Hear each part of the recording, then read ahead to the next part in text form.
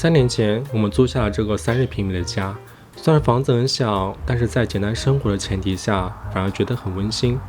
可是随着时间的变化，房子也出现了各种各样的问题，像是霉菌、损坏、裂痕，以及一些不方便的地方，困扰着生活。所以这期视频我会分享下租房生活的低成本优化指南，让家庭空间恢复如新的魔法。厨房是我们生活用水的地方，因为台盆的边缘有一层玻璃胶，虽然每次用完水之后，我会用抹布把边缘的水擦干，但时间久了还是会发霉，真的是很讨厌。看来是时候把烦人的霉菌清理掉了。表面的霉菌可以用除霉啫喱清除，只需要涂抹在有霉菌的地方，等待1个晚上就会消失。至于深层的霉菌，就需要把原先的玻璃胶铲除，再涂抹上新的玻璃胶，等待干固就可以了。清洁完之后的效果好了很多。所以你的家中有没有发霉的地方呢？这下终于可以安心用水了。等一下，水龙头怎么漏水了？应该是胶圈老化导致的，但最可怕的是里面的起泡器已经出现了奇怪的颜色。想起之前喝的水。好在起泡器很便宜，只需要买一个相同尺寸的重新装上就可以了。这下应该没有问题了。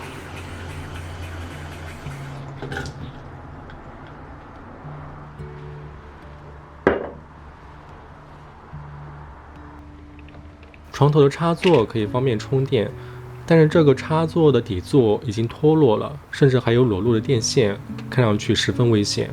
仔细观察之后发现，应该是原本的固定螺丝不够长，本身不够受力脱落的，所以只需要买一个长一点的螺丝，应该就可以解决问题了。安装牢固之后，重新盖上盖板。有点需要吐槽的是，背影墙上这个插座孔的大小实在是有些粗犷，怎么也盖不住。虽然丑了点，好在也不影响使用，修旧如旧吧。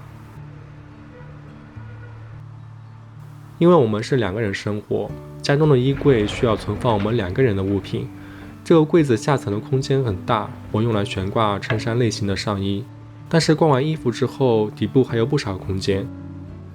但原先这部分空间的高度又不太够，像一些高的物品就不太好放进去，所以我把原先衣杆的安装位置向上进行了调整，让原本尴尬的下层空间的高度变得更宽敞，多出来的空间可以放一些托特包或者女士的包，甚至堆叠的物品也可以轻松收纳。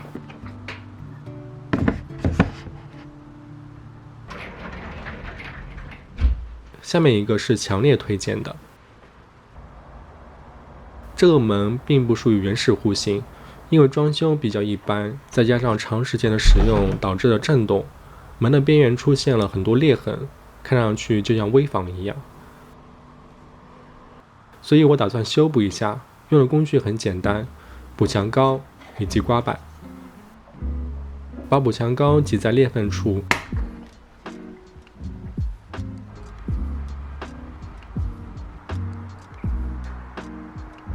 然后再用刮板进行抹平，就可以把原本明显的裂缝填平。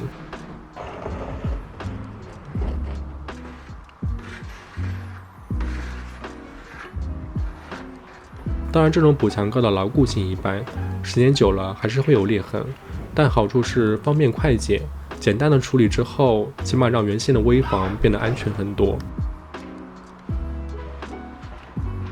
最后一个分享是关于智能化设备。我们租的房子是1室1厅1卫，但卫生间并不在房间里，而是和室内分离的。所以如果要去卫生间的时候，我们需要经过一个公用的走廊。这种房型在大城市中并不少见。于是就产生了一个问题，如果我要洗澡的话，就要从室内门经过公用走廊再进入浴室。再打个热水器来烧热水，然后当水烧好的时候再去关掉洗澡。所以每次为了洗澡我都要跑2趟，感觉确实有些麻烦。后来我在网上搜寻到一款智能插座，它可以让你家中的普通电器智能化，只需要简单的连接，配对成功以后再连接热水器的插座。这样当我在卧室的时候，只需要通过手机上的 HomeKit 便可以轻松打开热水器，真的是非常方便。以上就是我所分享的租房生活优化指南。可能有的人会觉得这又不是自己的家，没有必要去做这些优化，但我觉得即使是在租房住也没有关系，关键是当我住在这里，这就是我的家。当我用心对待自己的生活空间时，它也会给我带来家的幸福感，并且如果以后拥有自己的房子，我也会更加用心对待自己的家。那这期视频就到这里了，如果你喜欢我的视频的话，不妨关注一下，我们下期视频再见。